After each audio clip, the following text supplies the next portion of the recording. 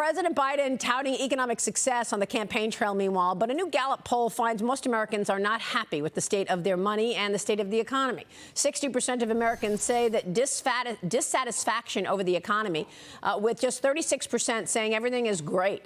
That's a 7-point drop from 3 years ago. 68% of Americans say they're unhappy with how much they're paying in federal taxes, while only 27% say they feel they pay enough. Kellyanne Conway and Newt Gingrich with me this morning for the hour. We're calling it the Power Hour. Kellyanne, your reaction as Biden tries to sell Bidenomics, and also I want to get your take on this, really what appears to be over and over again, two approaches to the law, two applications of the law when it comes to Donald Trump. Sure, Maria. Well, we also have polled on Bidenomics and how foolish for a very unpopular president who has no personal attributes above water in his approval rating, no handling of issues above water in his approval rating, to slap his name on his economic policy and call it Bidenomics. He took an unpopular president and put it on an unpopular economic policy, which most Americans see as excessive government spending, excessive regulation, energy dependence, allowing the Trump Tax Cut and Jobs Act to expire, and all the features that have helped people through the deductions, the exemptions, the relief for employers and employees through that, families, child care tax credit and the like.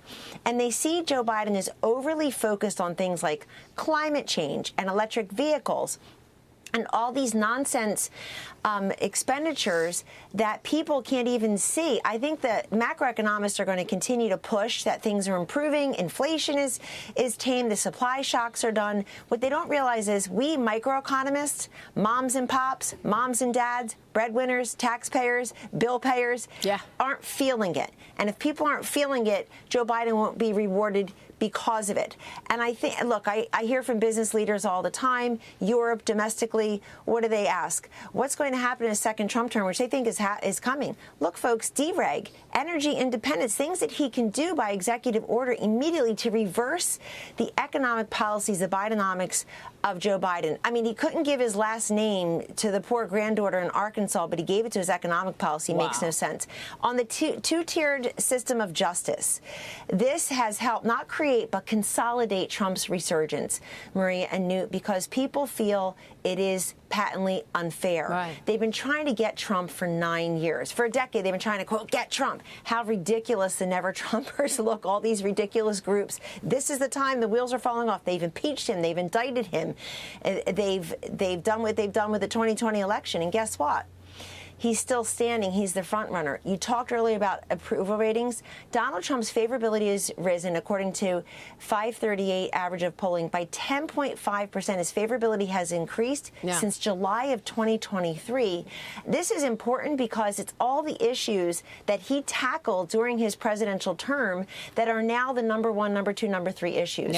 So people don't want him in the courtrooms. They want him to face the music. They want Joe Biden to show that he can stand somewhere for 90 minutes and actually have a debate about the future of this country. And if there's something to get Donald Trump on, move on. Last point, I lived in Manhattan. I lived in Washington, D.C. for appreciable decades, long periods of time, raising my kids in both cities. Maria and Newt, the only thing that ever went quickly in Washington, D.C. or New York City is Trump's court dates. That's right. The only thing that ever moved quickly. And people know that. So I think he can continue to fight this. And people expect him to be strong and a fighter. I mean, you just look at the charges on Hunter Biden, right? I mean, you know, the DOJ has been sitting on evidence for Hunter Biden for years and years, Newt, and yet, you know, 6, 7 years we still don't see any accountability for a lot of these things, and yet, you know, Jack Smith wants a trial last week for Trump.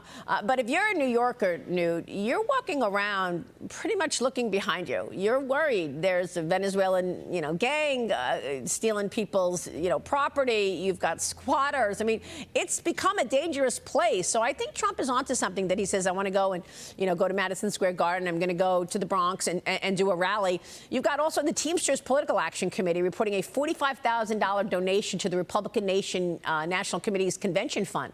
The Teamsters spokesperson said that the union's PAC contributed $45,000 to both the Democrat and Republican convention funds, despite President Biden's attempt to brand himself as the most pro-labor president in U.S. history.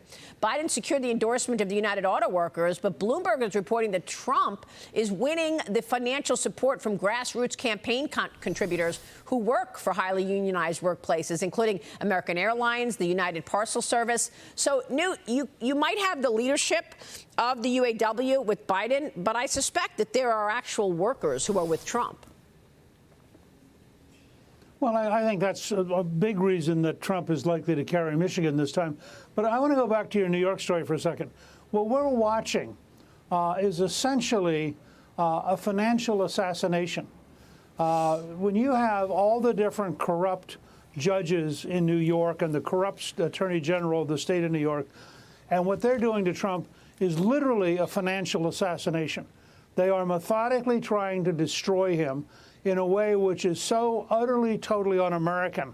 A friend of mine said the other day, you know, you don't need Siberia if you have New York City, because you can destroy your political opponent out in the open. And that's exactly what they're trying to do. Remember, the judgment was not only a massive, absurd fine in a case in which there are no victims, no one lost any money, and nobody came in to say they'd been defrauded.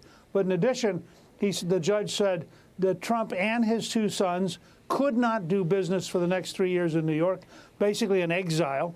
And then he went on to say no New York bank could loan Trump the money to pay the fine. Now, this is a pure vendetta that is just crazy.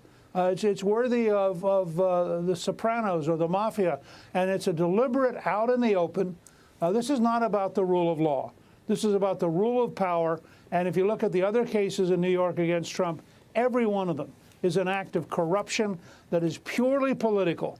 If he was not running for office, he would not have any of this happening. And to Kellyanne's point, part of the reason he's gaining ground is people simply admire his courage in taking this kind of a beating in order to represent the United States. Yeah, he comes back swinging all the time. All right, stay with us, both of you. We'll be right back.